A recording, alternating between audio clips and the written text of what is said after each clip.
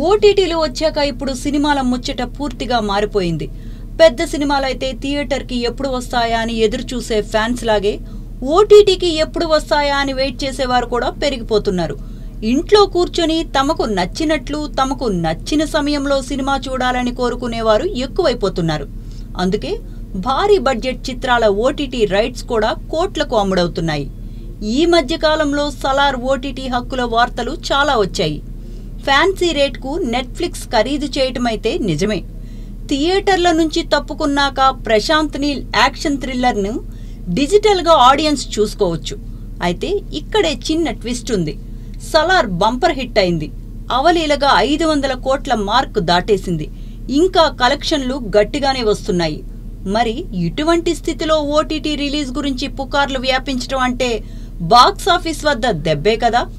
సలార్ విషయంలో ఇప్పుడు అదే జరుగుతోంది. సలార్ నిజానికి రిలీజ్ తరువాత 45 రోజుల వరకు ఓటీటీలోకి రాకుండా అగ్రిమెంట్ జరిగిందంట.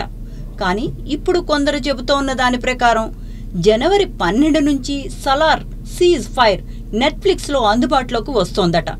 అంటే ఇప్పుడు సలార్ థియేటర్లో చూడాలి అనుకుంటున్న వారు మరో 2 వారాలు ఆగితే ఇంట్లోనే చూసుకోవచ్చు అన్నమాట.